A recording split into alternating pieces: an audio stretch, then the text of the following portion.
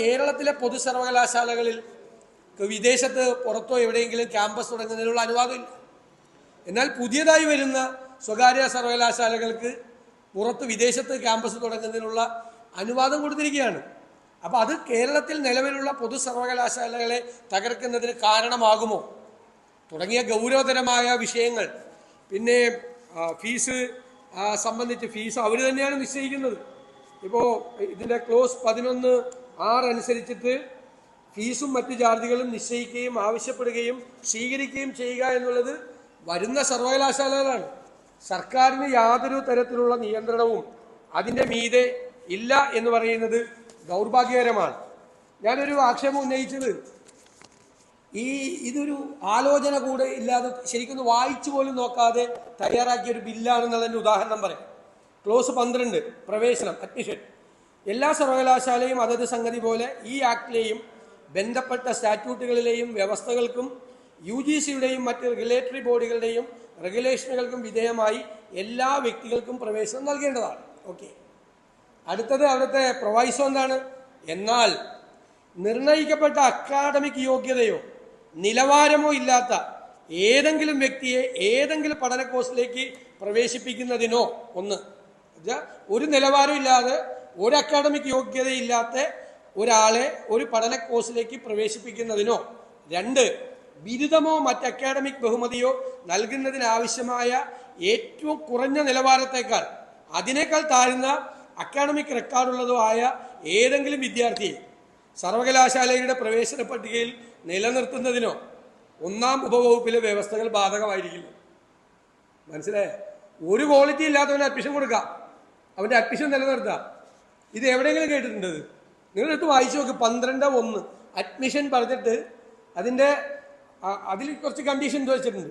എന്നാൽ ആ 1 ബാധകമല്ലെന്ന്. ആർക്കൊക്കെയാണ്? നിർണയിക്കപ്പെട്ട അക്കാഡമിക് യോഗ്യതയോ നിലവാരമോ ഇല്ലാത്ത ഏതെങ്കിലും വ്യക്തിയെ ഏതെങ്കിലും പഠന കോഴ്സിലേക്ക് പ്രവേശിപ്പിക്കുന്നതിന് ഒരു തടസ്സമില്ല. 2 ബിരുദമോ മറ്റ് അക്കാഡമിക് ബഹുമതിയോ നൽകുന്നതിന്. ബിരുദം കൊടുക്കണമെങ്കിൽ ആവശ്യമായ ഏറ്റവും കുറഞ്ഞ നിലവാരം ഉണ്ടാവില്ല. അതിനേക്കാൾ താഴ്ന്ന അക്കാഡമിക് റെക്കോർഡുള്ളതോ ആയ ഏതെങ്കിലും വിദ്യാർത്ഥിയെ സർവകലാശാലയുടെ പ്രവേശന പട്ടികയിൽ നിലനിർത്തുന്നതിനോ 1-ാം ഉപവകുപ്പ് ബാധകമല്ല, നിർത്താണ്. ഇങ്ങനെ ഏതെങ്കിലും ബില്ല് ഉണ്ടാക്കി വെക്കും. അതുപോലെ നിരവധി തെറ്റുകൾ, അവ്യക്തതകളുടെ കൂടാരമാണ് ഈ ബില്ലെന്ന് പറയുന്നത്. അതുകൊണ്ട് ഞങ്ങൾ ആവശ്യപ്പെടുന്നത് ഈ സ്വകാര്യ സർവകലാശാല ബില്ല് സെലക്ട് കമ്മിറ്റിക്ക് അയക്കണം. ഗൗരവതരമായ ചർച്ച നടത്തിയിട്ട് വേണം ഇത് കൊണ്ടുവരാൻ വേണ്ടിയിട്ട് എന്നാണ്. ഇനി സ്വകാര്യ സർവകലാശാലകളെ ശക്തിപ്പെടുത്തുമ്പോൾ പൊതു സർവകലാശാലകളെ ദുർബലപ്പെടുത്തുന്ന സർക്കാരിൻ്റെ ഡിപ്പാർട്ട്മെൻ്റ് ആക്കി മാറ്റുന്ന ബില്ലാണ് 2ഉം 3ഉം ബില്ല്, സർവകലാശാല ബില്ലുകൾ. അതിനകത്ത് നിങ്ങൾക്ക് എല്ലാവർക്കും അറിയാവുന്നതുപോലെ തങ്ങൾക്ക് താല്പര്യമില്ലാത്തവർ VC-മാരാകുമെന്നുള്ള സാധ്യത മുന്നിൽ കണ്ട് VC-മാരുടെ അധികാരങ്ങൾ, വൈസ് ചാൻസലർമാരുടെ അധികാരങ്ങൾ മുഴുവൻ വെട്ടിക്കുറച്ചിരിക്കുകയാണ്. 1. 2 മന്ത്രിക്ക് സർവകലാശാലകൾ പ്രോ ചാൻസലർക്ക് ഇടപെടാനുള്ള അവസരം കൂടി ലഭിക്കുക. അപ്പോൾ ഗവർണറെയും നിയമിക്കുന്ന VC-മാരെയും അധികാര കേന്ദ്രങ്ങളിൽ നിന്ന് മാറ്റി നിർത്തുക. നിയമ ഭേദഗതിയിലൂടെ ലക്ഷ്യം വയ്ക്കുകയാണ്. മന്ത്രിക്ക് അധികാരം കൊടുക്കുകയാണ് യൂണിവേഴ്സിറ്റിയിൽ. അപ്പോൾ യൂണിവേഴ്സിറ്റി ഒരു ഓട്ടോണമസ് ബോഡിയാണ് എന്ന ഒരു കൺസെപ്റ്റ് മാറ്റിക്കൊണ്ട് സർക്കാരിൻ്റെ ഡിപ്പാർട്ട്മെൻ്റ് ആക്കുകയാണ്. പ്രോ ചാൻസലറായ മന്ത്രിക്ക് യൂണിവേഴ്സിറ്റിയുടെ അക്കാഡമിക് വിഷയങ്ങളിൽ ഇടപെടാനുള്ള അധികാരം ഉണ്ടാവും. മന്ത്രിക്ക് സെനറ്റ് മീറ്റിങ്ങുകളിലും സർവകലാശാലയുടെ ബിരുദദാന ചടങ്ങുകളിൽ അധ്യക്ഷത വഹിക്കാം. ഇതുവരെ VC-യാണ് അധ്യക്ഷത വഹിച്ചത്. VC അങ്ങ് മാറ്റുകയാണ്. അക്കാഡമിക് കാര്യങ്ങളിൽ തീരുമാനം കൊള്ളുന്നത് പുതിയതായി രൂപീകരിക്കുന്ന എക്സിക്യൂട്ടീവ് കമ്മിറ്റിയാണ്. അതിൻ്റെ അധ്യക്ഷൻ PVC-യാണ്. അതായത് അക്കാഡമിക് കാര്യങ്ങളിൽ നിന്ന് പൂർണ്ണമായി VC-യെ, വൈസ് ചാൻസലറെ ഒഴിവാക്കിയാണ്. പിന്നെ എല്ലാ സിൻഡിക്കേറ്റ് സമിതികൾ, അവിടെ ഉണ്ടാകുന്ന തർക്കങ്ങൾ എല്ലാം ട്രൈബ്യൂണലിൽ വിടുകയാണ്. ട്രൈബ്യൂണൽ ഗവൺമെൻറ് തന്നെ ഉണ്ടാക്കുന്ന ട്രൈബ്യൂണലാണ്. അതൊന്നും നിലനിൽക്കുന്ന കാര്യങ്ങളല്ല. അതുപോലെ ബോർഡ് ഓഫ് സ്റ്റഡീസിൻ്റെ ചെയർമാനെ നിശ്ചയിക്കാനുള്ള അധികാരം വൈസ് ചാൻസലറിൽ നിന്ന് മാറ്റി സിൻഡിക്കേറ്റിന് അധികാരം കേന്ദ്രം കൊടുക്കും. സിൻഡിക്കേറ്റിന്, അതായത് സിലബസ് തയ്യാറാക്കുന്നതിൻ്റെയും പരീക്ഷ നിശ്ചയിക്കുന്നതിൻ്റെയും ചുമതല അറിയാമല്ല. ഇപ്പോൾ ഈ രാഷ്ട്രീയ പാർട്ടികളിൽ നിന്നൊക്കെ വരുന്ന സിൻഡിക്കേറ്റ് അംഗങ്ങളുടെ നിയന്ത്രണത്തിലാണ്. അക്കാഡമിക് കാര്യത്തിൽ ഒരു സംഭവമില്ല. മന്ത്രിക്ക് സർവകലാശാല മീതെ അധികാരം ലഭിക്കുന്നതോടുകൂടി സർക്കാർ ഉദ്യോഗസ്ഥന്മാർക്ക് സർവകലാശാല തീരുമാനങ്ങളിൽ നേരിട്ട് ഇടപെടാനുള്ള അധികാരം ലഭിക്കുകയാണ്. സർവകലാശാലകളുടെ അക്കാഡമിക് പ്രവർത്തനങ്ങൾ മുഴുവൻ താളം തെറ്റുകയാണ്. വൈസ് ചാൻസലർമാരുടെ അധികാരങ്ങൾ വെട്ടിച്ചുരുക്കി ദുർബലപ്പെടുത്തി പൊതു സർവകലാശാലകളെ മുഴുവൻ തകർക്കുകയും അതിൻ്റെ ഓട്ടോണമസ് സ്വഭാവം നശിപ്പിക്കുകയും ചെയ്യുന്ന ബില്ലാണ് രണ്ടാമത്തെയും മൂന്നാമത്തെയും ബില്ല്. ഈ ബില്ലിൽ കേരളത്തിലെ പൊതു സർവകലാശാലകളിൽ വൈസ് ചാൻസലർമാരുടെ അധികാരം ഗൗരവതരമായി വെട്ടിക്കുറയ്ക്കുകയും സ്വകാര്യ സർവകലാശാലയിൽ വൈസ് ചാൻസലറെ കരുത്തനാക്കി മാറ്റുകയും ചെയ്യുന്ന ഒരു പിന്തിരിപ്പൻ നയമാണ്, വിദ്യാഭ്യാസ നയമാണ് ഈ 3 ബില്ലുകളിലൂടെയും സർക്കാർ കൊണ്ടുവരുന്നത്. അതുകൊണ്ട് സ്വകാര്യ സർവകലാശാല ബില്ല് സെലക്ട് കമ്മിറ്റിക്കും അയക്കണം, മറ്റ് 2 ബില്ലുകൾ പിൻവലിക്കുകയും ചെയ്യണം എന്ന് ഞങ്ങൾ ആവശ്യപ്പെടുന്നു.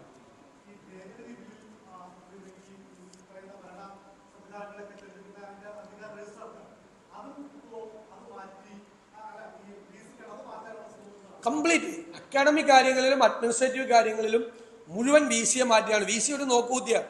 വി സിയെക്കാളും കൂടുതൽ അധികാരം വി സി ഇല്ലാത്തപ്പോൾ പ്രവർത്തിക്കുന്ന പി വി സിക്ക് കൊടുക്കുകയാണ്. പ്രോ ചാൻസലറായ മന്ത്രിക്ക്, ചാൻസലർ ഇല്ലാത്തപ്പോഴാണ് പ്രോ ചാൻസലറുടെ റോള്, അതാണ് യൂണിവേഴ്സിറ്റി ആക്ടിൽ. അത് മാറ്റിയിട്ട് പ്രോ ചാൻസലർക്ക്, മന്ത്രിക്ക്, വിദ്യാഭ്യാസ മന്ത്രിക്ക് എല്ലാ കാര്യത്തിലും ഇടപെടാനുള്ള അധികാരം കൊടുക്കുക. അതാണ് പറഞ്ഞത്, നമ്മളെ വർഷങ്ങളായി നിലനിന്നിരുന്ന സർവകലാശാലകളുടെ ഓട്ടോണമസ് സ്വഭാവത്തെ മുഴുവൻ തകർത്ത് തരിപ്പണമാക്കുന്ന ബില്ലാണിത്.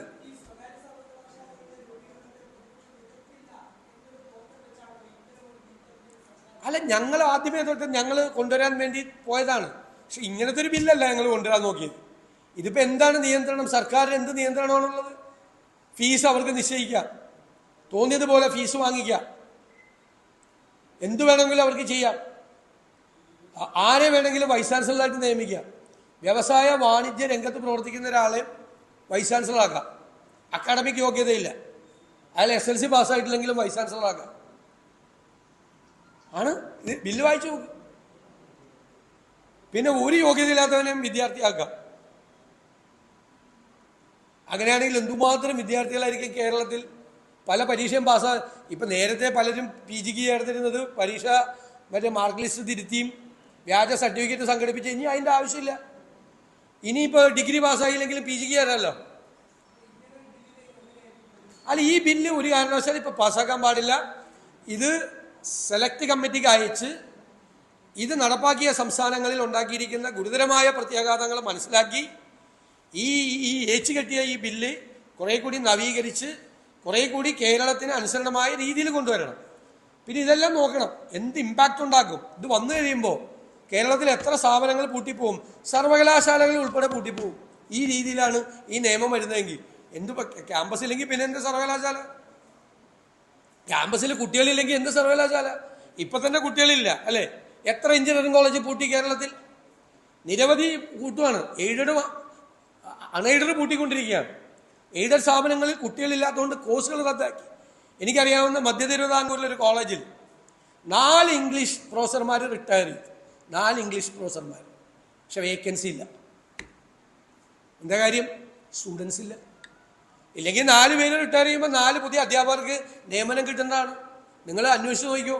പ്രശസ്തമായ ക്യാമ്പസുകളിൽ പോലും പ്രശസ്തമായ കോഴ്സുകൾ, ഇപ്പം നമ്മളൊക്കെ പഠിക്കുമ്പോൾ 90% മാർക്കുണ്ടെങ്കിൽ മാത്രം മെറിറ്റിൽ അഡ്മിഷൻ കിട്ടുന്ന ഏറ്റവും ഡിമാൻഡുള്ള കോഴ്സുകളിൽ പോലും കുട്ടികളില്ല. പല PG കോഴ്സുകളും കട്ട് ചെയ്യാണ്. ഈ സാഹചര്യത്തിൽ കേരളത്തിലെ പൊതു സർവകലാശാലകളെയും ഉന്നത വിദ്യാഭ്യാസ രംഗത്തെയും ഈ സ്വകാര്യ സർവകലാശാലകൾ എങ്ങനെയാണ് ബാധിക്കാൻ പോകുന്നത് എന്നൊരു പഠനം നടത്തണ്ടേ? അതുകൊണ്ടാണ് ഞാൻ പറഞ്ഞത്, ധൃതി പിടിച്ച് പാസ്സാക്കാതെ ഒന്നുകൂടി നോക്കി ചെയ്യണം.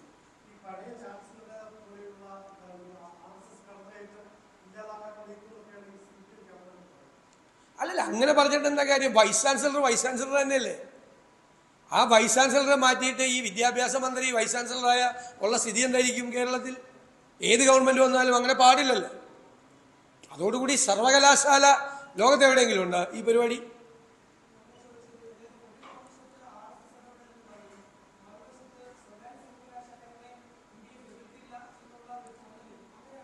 അല്ല, അങ്ങനെയെന്ന് പറയും ഇതുപോലത്തെ ഒരു ബില്ലല്ലോ പാസ്സാക്കേണ്ടത്. സ്വകാര്യ സർവകലാശാല എന്ന് പറയുന്നത് ഇൻ പ്രിൻസിപ്പിൾ ഞങ്ങൾ എതിരല്ല. പക്ഷെ ഇങ്ങനെ ഒരു ബില്ല് കൊണ്ടുവന്നാൽ വരാൻ പോകുന്ന സ്വകാര്യ സർവകലാശാലയെ കുറിച്ച് ഞങ്ങൾക്ക് ഭയമാണ്, അത് ഞങ്ങൾ എതിരാണ്, ഒരു സംശയവും വേണ്ട. ഇങ്ങനെ വന്നാലുള്ള സ്ഥിതി എന്തായിരിക്കും? മാത്രമല്ല ഇപ്പോഴത്തെ ഒരു പ്രത്യേക അവസ്ഥ ഒന്നും കൂടി പഠിക്കണ്ടേ? ഉന്നത വിദ്യാഭ്യാസ രംഗത്ത് നിലനിൽക്കുന്ന ഈ അവസ്ഥ പഠിക്കണ്ടേ? ഇവർ പറയുന്നത് ഈ പുറത്തേക്ക് പോകുന്ന കുട്ടികൾ ഈ സർവകലാശാലയെ പഠിക്കുമെന്ന.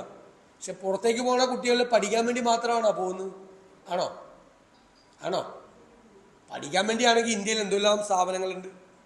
ഇന്ത്യയിൽ എത്രമാത്രം വിദ്യാഭ്യാസ സ്ഥാപനങ്ങൾ, ഈ രാജ്യത്തിൻ്റെ വിവിധ സ്ഥാപനങ്ങളിൽ അസാമാന്യമായ റേറ്റിംഗ് ഉള്ള വിദ്യാഭ്യാസ സ്ഥാപനങ്ങൾ രാജ്യത്തിൻ്റെ വിവിധ ഭാഗങ്ങളിലില്ലേ? അതിനുവേണ്ടിയിട്ടാണ് ജർമ്മനിയിലേക്കും കാനഡയിലേക്കും UK യിലേക്കും പോകുന്നത്. അവിടുത്തെ റേറ്റിംഗ് ഉള്ള സ്ഥലത്ത് പോയിട്ടാണ് അവർ പഠിക്കുന്നത്, ഒരു ജോലിക്ക് വേണ്ടി പോവുക.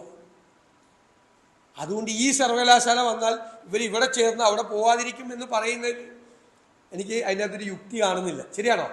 ബ്രെയിൻ ഡ്രെയിൻ്റെ കാരണം റേറ്റിംഗ് ഉള്ള സ്ഥാപനങ്ങൾ ഇല്ലാത്തതാണോ? അല്ലല്ലോ. ജോലിയും കൂടി തേടി പോവാണ്. ഏതെങ്കിലും കോഴ്സിന് പോവാം, കിട്ടുന്ന കോഴ്സിന് പോവാം. എന്നുവെച്ചാൽ എല്ലാവരും അല്ല, ചിലപ്പോൾ ഒരു 20% ആളുകൾ നല്ല റേറ്റിംഗ് ഉള്ള സ്ഥാപനത്തിൽ പോയി പഠിക്കുന്നത്. അത് പണ്ടും പഠിക്കുന്നുണ്ടല്ലോ, കേംബ്രിഡ്ജിലും ഓക്സ്ഫോർഡിലും എല്ലാം പഠിക്കുന്നുണ്ടല്ലോ പണ്ടും. ഇപ്പം അതല്ലല്ലോ. ഇപ്പം ഏത് യൂണിവേഴ്സിറ്റിയിലാണ് പോകുന്നതെന്ന് പോലും ആർക്കും അറിയത്തില്ല. പേര് പോലും കേൾക്കാത്ത യൂണിവേഴ്സിറ്റികളിൽ പോയി പഠിക്കുക. ഏതെങ്കിലും കോഴ്സിൽ പഠിച്ച് അവിടെ ഒരു ജോലി ശരിയാക്കി അവിടെ ഒരു പെർമനന്റ് വിസ ശരിയാക്കാൻ ഉള്ള പോക്കാണ്. ആ കുട്ടികളെ നമുക്ക് ഇവിടെ പ്രൈവറ്റ് യൂണിവേഴ്സിറ്റി ഉണ്ടാക്കി കൊടുക്കാത്ത ഫീസും കൂടി വെച്ച് അവർ കിട്ടുമോ? അതായത് വളരെ ഡീറ്റെയിൽ ആയിട്ടുള്ളൊരു സ്റ്റഡി, ഒരു ഇമ്പാക്റ്റ് സ്റ്റഡി വേണം, എന്നിട്ട് വേണം ബില്ല് കൊണ്ടുവരാൻ. അതുകൊണ്ട് ധൃതി പിടിക്കണ്ട എന്നാണ് ഞങ്ങളുടെ അഭിപ്രായം.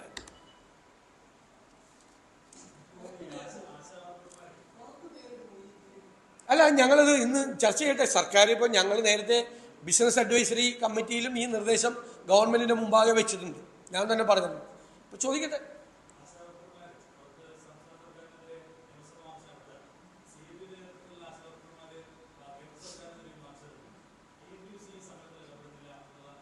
അല്ല, INTUC ഉണ്ട്. ഞങ്ങൾ പാർട്ടി ഇപ്പം ഞാൻ ഒരു സമരം ഉദ്ഘാടനം ചെയ്തിട്ട് വരിക. ആശാ വർക്കർമാർക്ക് പിന്തുണ പ്രഖ്യാപിച്ചുകൊണ്ട് കേരളത്തിൽ KPCC എല്ലാ ജില്ലകളിലും മാർച്ച് നടത്തുകയാണ്. സെക്രട്ടേറിയറ്റിലേക്ക് ആ പിന്തുണ നൽകിക്കൊണ്ടുള്ള മാർച്ച് നമ്മളാണ് ഉദ്ഘാടനം ചെയ്തത്. അവർ ഈ പറയുന്നതിലൊരു ന്യായമില്ല. ഈ സമരത്തെ ചെയ്യുന്നവരെ ശത്രുക്കളെ പോലെ കാണുന്നത് ശരിയാണ്. കമ്മ്യൂണിസ്റ്റ് പാർട്ടിക്ക് യോജിച്ചാൽ എന്തുമാത്രം സമരം ചെയ്ത പാർട്ടിയാണ് കമ്മ്യൂണിസ്റ്റ് പാർട്ടി. കേരളത്തിൽ ഓടിക്കൊണ്ടിരിക്കുന്ന ബസ് തടുത്ത് നിർത്തി ബസ്സിന് തീ വെച്ചിട്ട് അതിൻ്റെ അകത്തിരിക്കുന്ന 4 പേര് വെന്തു മരിച്ചിട്ടുണ്ട് പണ്ട് CPM സമരം ചെയ്തിട്ട് കേരളത്തിൽ. ഓർമ്മയുണ്ടല്ലോ? ഈ സ്ത്രീകൾ പാവപ്പെട്ടവർ സമരം ചെയ്യുമ്പോൾ അവരെ അധിക്ഷേപിക്കുക, അപമാനിക്കുക, അവരെ ജോലി കളയുമെന്ന് പറയുക, അവരുടെ രാത്രി മഴ പെയ്യുമ്പോൾ അവരുടെ മീതെ പഠിച്ചിരുന്ന ടർപ്പോളിൻ പോലീസിനെ കൊണ്ട് രാത്രി 1 മണിക്ക് അയച്ചു മാറ്റുക, മഴ കൊള്ളാതിരിക്കാൻ ആ ടർപ്പോളിനെടുത്ത് മേത്ത് വെച്ചിരുന്നിരുന്ന പാവങ്ങളുടെ തലയിൽ നിന്ന് മഴ കൊണ്ടുകൊള്ളാൻ പറഞ്ഞുകൊണ്ട് ആ ടർപ്പോളിൻ വലിച്ചു മാറ്റുക. ഇത് കമ്മ്യൂണിസ്റ്റ് ആണോ ഈ പിണറായി വിജയൻ? ആണോ? അല്ലോ തീവ്ര വലതുപക്ഷക്കാരനാണോ? ഇത് സംശയമായി. ഞാൻ പണ്ട് വിചാരിച്ചിരുന്ന കമ്മ്യൂണിസ്റ്റാന്ന്. ഇങ്ങനെ ചെയ്യാമോ? നിങ്ങൾ കണ്ടില്ലേ, KSRTCയിൽ സമരം ചെയ്തു, ഡൈസ് നോൺ ആക്കി. ഓക്കെ, എന്നിട്ടൊരു ഓർഡർ ഇറങ്ങിയൊക്കെയാണ് സമരം ചെയ്തവരുടെ ശമ്പളം എഴുതണ്ടെന്ന്. ഏത് കേരളമാണിത്?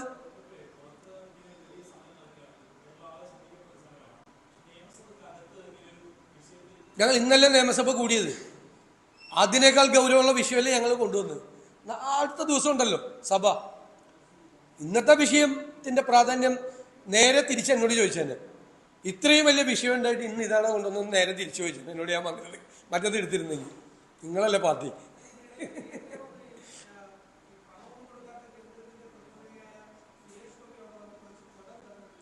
അല്ല, അത് കേന്ദ്രം കൊടുക്കേണ്ട പണം കേന്ദ്രം കൊടുക്കുക തന്നെ വേണം. പക്ഷെ ഇത് കേന്ദ്രം കൊടുക്കാത്തത് കൊണ്ട് തരാത്തതെന്നല്ലല്ലോ പറഞ്ഞത്.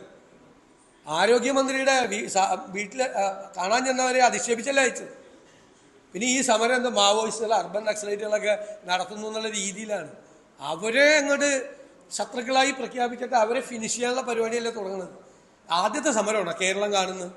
ഞങ്ങളൊക്കെ പോയി 3-4 സമരം സെക്രട്ടേറിയറ്റിന് മുമ്പിൽ ഉദ്ഘാടനം ചെയ്യല്ലേ.